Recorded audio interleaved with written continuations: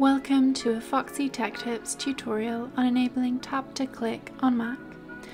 If you find this video helpful, please consider subscribing to my channel and liking the video. Start by clicking the Apple logo in the top left corner.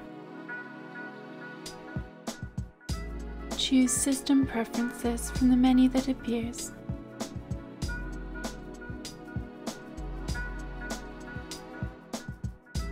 In System Preferences, choose Trackpad.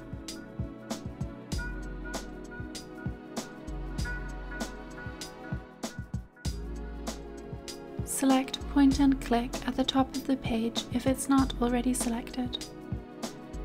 You then want to check the checkbox to the left of Tap to Click. You can now tap on your trackpad instead of clicking.